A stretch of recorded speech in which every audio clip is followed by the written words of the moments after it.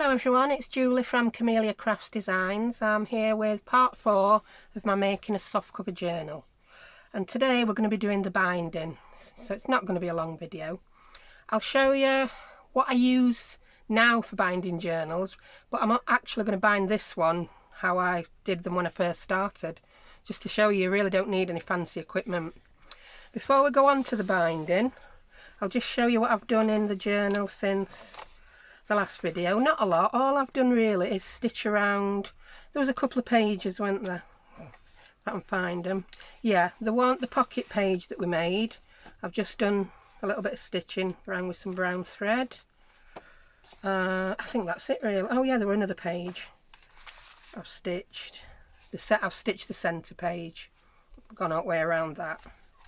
Like I said, they're both things you didn't need to do, but I like to put a little bit of stitching in.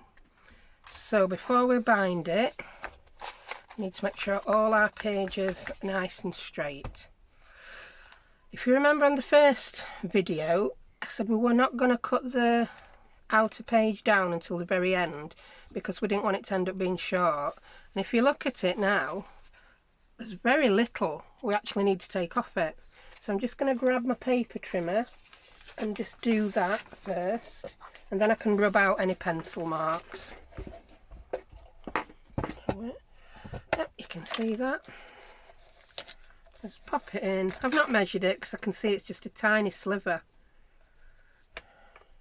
There we go. Let's have a look at that.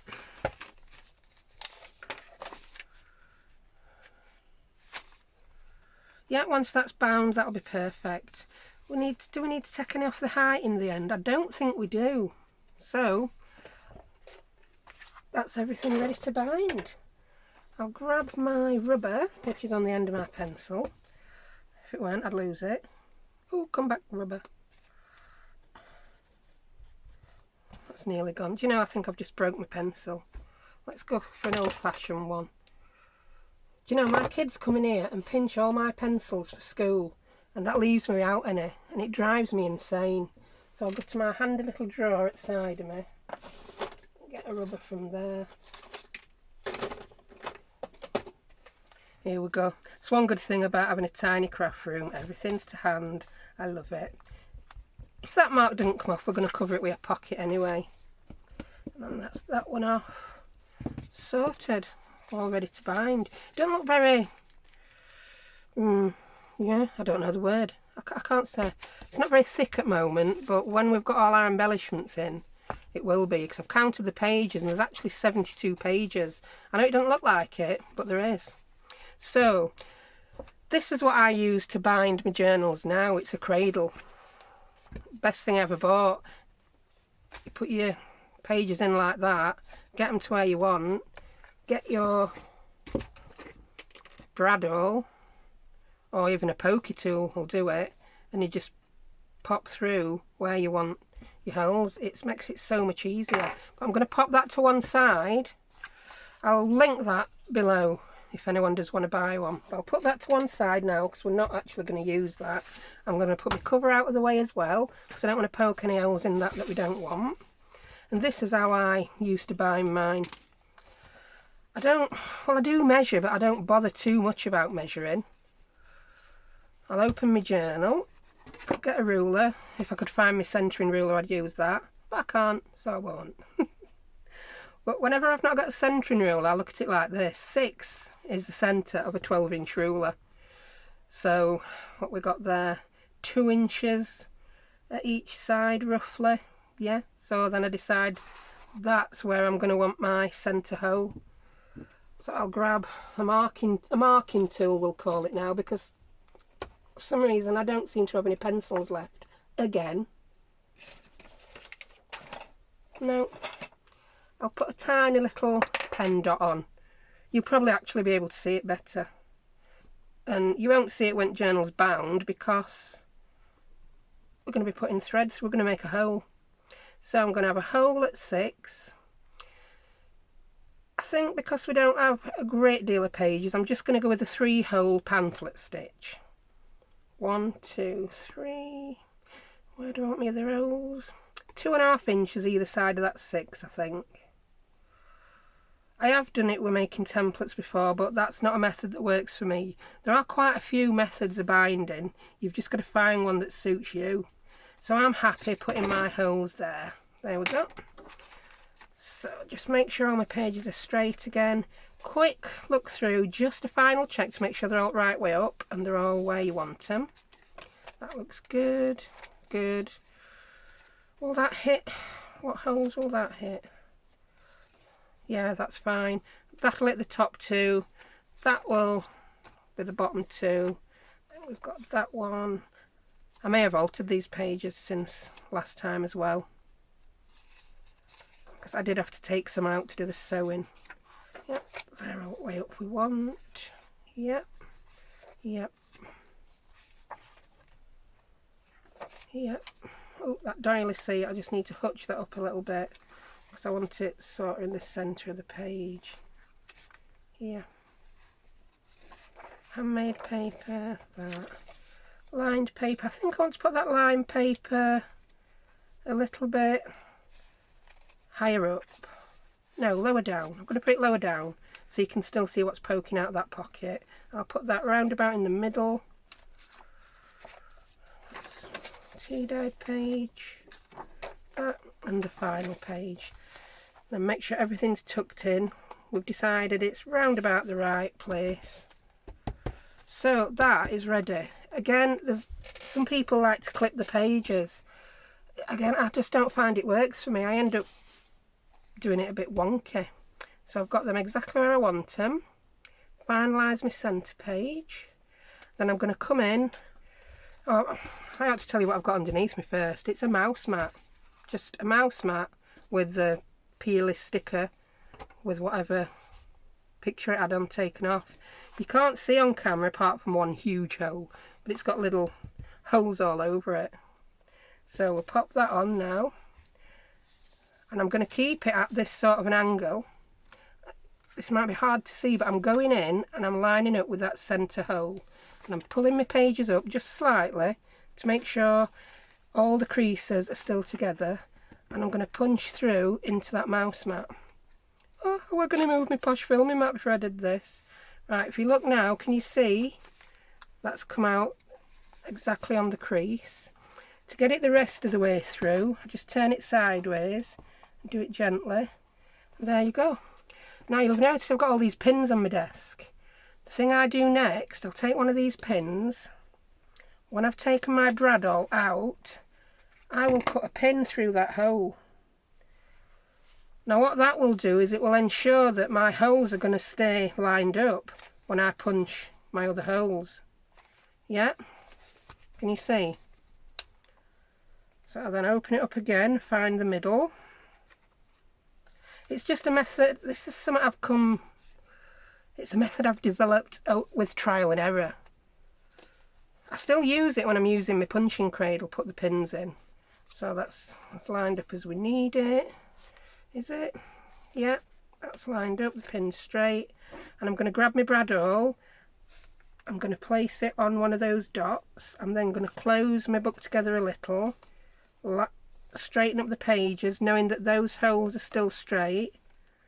And I'm going to punch. Let's just hutch that edge in with my ruler. And I'm going to punch through. Do it slowly in case it's not quite lined up. When I've got it through most of the pages, I will then just put that flat on my mouse mat, and it's gone all the way through again. There you go. I will then move my pinhole to the end one. Turn it all the way around. Make sure it's all looking good again. Line that up with the dot, close it in, and slowly, look at me trying to put my head over. Normally I would be stood up doing this, so I have my head bent right over. Let's have a look. That's not quite on the edge. I think it's just the outer page. Oh, my pins fell out. Pin alert, pin alert. Pop that pin back in. There we go. Just make sure they're nice and straight again and just go through the rest of the way. There you go. So that's all our holes done in our signature. Just going to pop a pin through that one. Yep, that's still looking good. I don't get it right first time every time, but if I don't, what I will do is I will replace just the outer cover, because then you won't see any holes that you didn't want there. But I'm quite happy with that. Right, I'm just going to leave those pins in for a second, and I'm going to bring my cover back in. So get your cover. That's the front that we want. Is that the front of the... No, that's the back of the journal. See what I've done? I've totally flipped that over while I've been binding. That's the front, yeah. We're all straight. I'm going to take my pins out now because I want to mark where we're going to put our holes in the journal. So, decide where I want it. We've already folded it and made a crease. I'm going to turn it round like that. You can just see where the card is inside the fabric. So there we go, that's lined up nice. And then again, take a pen or a pencil and make a mark exactly where that hole is. It's not very... It's extremely faint, that mark. I don't want to make it very dark. Exactly where that hole is. And again, exactly where that hole is. There we go. Quite happy with that. Before that gets moved again, I'm going to put my pin back in these holes, because there's nothing worse. It's already done it. You know when all your signatures start to move? All your pages and your signatures, should I say, and then you've got to go through one at a time and line them up.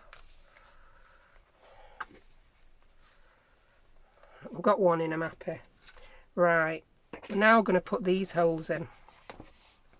So I know this is going to be pretty difficult for you to see, but I have clearly got my 3 pen marks. We know where the centre is because we've creased it already. So that's 1, 2. Just got my pen marks slightly off the crease there, but I'm going to make the hole on the crease. 3. Even if you do have a little bit of pen mark left, can you see how this fabric's a bit speckled? I would normally use a pencil, but like I say, no idea where they are at the minute. Then turn it over to the other side, and I'm going to make a slightly bigger hole going in from the outside. That's 1, 2, 3. There we go. And it's time to bring our signature back. Just check. Yep, that's lined up lovely. Next thing, we're going to get our needle and our thread. The thread I'm using is this. I have this in 2 colours. There's this and a brown colour, and I'll use white for this. If it shows up too white on the outside, we can just ink it a little bit. So that's the thread I'm going to use. Grab my needle. I did have my needle, didn't I? You know, I'm an absolute nightmare. I'll get a new needle out at drawer. While I'm going at drawer, I might as well show you brown thread as well. That's the brown one. So I tend to just stick to brown or white. Come on, needle, where are you? No, we don't want one that big. You'll do lovely. So here we go. These are actually bookbinding needles. They've got big eyes, but not really bulbous, because a really big bulbous eye would make a big hole in your paper, and you don't want one that big. And they are pretty sharp because they've got to go through quite a few layers. Right, let's see how much thread we need. There is a formula for this. It's 2.5 times the length of your spine.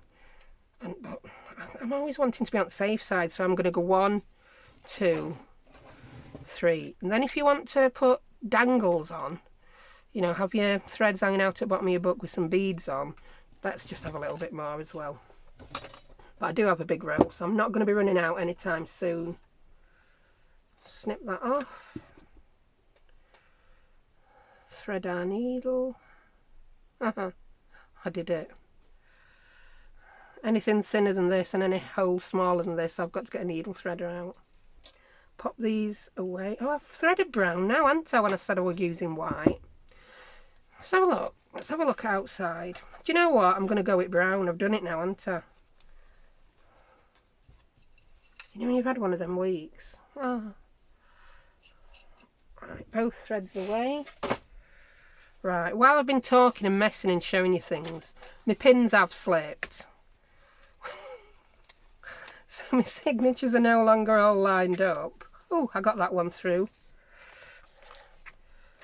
So let's look at this one. That's through that page, through that page, through into that page. Get me counting them down. Now let's go through that outer one. There we go. Right, we're happy with that. Check that's the front of the book. Check which is the front of, that's the front of the journal. So the first step in sewing is, if you want to tie your string on the inside of the journal, start from the inside. If you're going to be making your string into a bow on the cover, which sometimes I do, start from the outside. But we're going to start from the inside. So being careful of my pins, I'm going to open it up to the centre and pop my needle and thread through the middle and through that hole. Yeah. Next, I'm going to pop it through the cover. There we go. I'm just going to let that. Do you know, it's hard to do this so that you can see. I might make a right hash of this. There you go. And I'm going to leave yay much string. Next step, grab all your book, pop your thread. You can either go in the top or the bottom, it really doesn't matter. Do you know, because I'm not doing this at my usual angle, I'm shaking as well. So we can see it's gone through the cover. And then we can take that pin out. I know they keep falling out, but I do like it. They do just help me keep everything lined up. Has that gone through? No, that's gone through first page. Let's find the hole again. I can't do it with my left hand. I'm going to have to turn it upside down, people. I cannot sew with my left hand. Find that hole. There it is. And through. Yeah, these have come unlined. I'm just going to try pull that centre thread in. Pop my pin through again to line them up. This time I will take my pin out as I put my thread in, and then we should get through in one. We're nearly there, just a couple of pages. Do you know, this method never fails me when I'm not filming. Let's go through them one at a time. This is what we were supposed to be avoiding by using these pins. But, you know, that didn't happen, did it? I did want to do it all on camera. I didn't want to get my holes ready. I didn't want to sew it in and then show you what I'd done. To be honest, you know, when I first started, I used to end up sewing them all in one page at a time.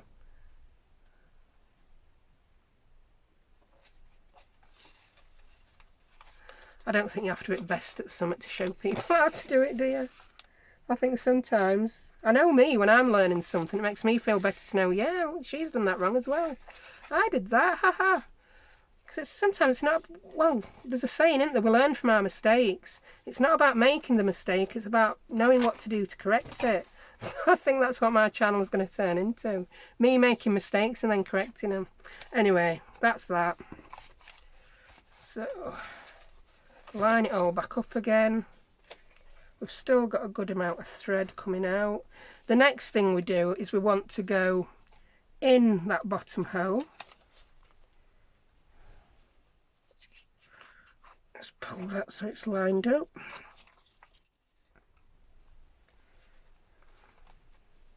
There we go.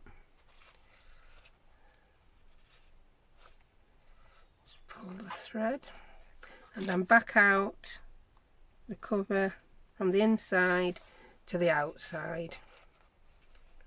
Now we've got thread in all 3 holes now. Let's just check the middle. Yeah, see, we don't want that big loop. Oh, it's the bottom, but we don't want that too loose. So go underneath, grab your thread and pull it. Not too tight. We don't want to rip the pages, but we don't want it falling out either. Now your next one, I always find this the most tricky. You'll laugh at that. I find this the most tricky after the way I've just done others. We need to go in that centre one, but you need to try not to sew through the middle of that thread. And you know what? I've never managed that. I've never managed a foolproof way of doing it, so we're going to just do it and see how it goes. We want to come out in the exact same hole. I'll put my needle on the table to just press, keeping my finger well away from the hole where it's going to come out. You can see we've got the thread there. We want our needle to now come out on the other side. Right, I'm not going to show you this while I do it, because when I'm doing my own I just do this. You just wiggle it and it comes through. Thread on that side. Pull. Right, this sometimes is a little bit difficult. If you need a pair of pliers, use a pair of pliers to pull it. I don't know whether it's me being weak or whether, there you go. You tend to find the smaller your holes are on your cover and in your pages, the harder it is to pull through. So you've got to find that happy medium. I think I just stabbed myself. Ouch. No blood, thankfully. You need to find that happy medium between having the holes so big that they look really obvious and so small that you can't get your needle through. Now just make sure all your thread is pulled through nice and taut. Where's that little loop coming from? Who's that from? That's it. Pull it through. Now that's looking good.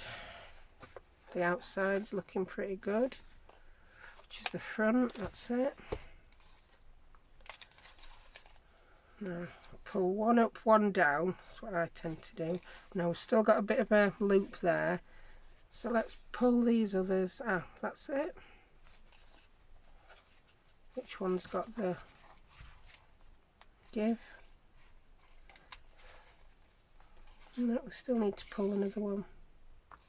I think that's tightened it up now. Yeah, that's lovely. And then when you've done that, because this is wax thread, what will happen when you tie it in a knot, the wax on it will help the knot to stay where you've put it. So that's, I only tend to do one knot if I'm leaving strings or tying it in a bow, like that. But if I want to cut it really short in the centre, say if I were putting an envelope in my middle signature, I would put 2 knots, but for this, just 1 knot. Right, let's see whether that worked. Ooh, do you know, there's no one more surprised than me that it works. I've done it. Yeah, I'm quite happy with that. Now if you look, it'll not want to lay flat, but you'll find as you use the journal and work it, it will start to lay more flat. Because there you go already. Because we're going to be decorating the journal after binding, it'll probably lay a lot flatter by the end. So there we go. I'm quite happy with that. That's one bound journal. So I hope that was as quick as I thought it were going to be. So I've stabbed my finger, and yeah, I had trouble getting my needle through my holes, but we got there in the end, didn't we? So next video we're going to start decorating it. I think what I'm going to do is I'll just start a different series. So we've now got the basics, starting with the cover all the way through to binding the journal. So you can follow that bit, and then for any journal you're making, and then do whatever you want with it. So I'm going to start a series of Edith Holden themed embellishments, I think. Some will be attached to the book, some will just be pinned to it or clipped to it with paper clips. So I'm thinking we might do some altered paper clips. Yeah, just whatever I fancy really. So I hope you enjoyed that. Thank you for watching, and I'll see you in my next video. Thank you. Bye.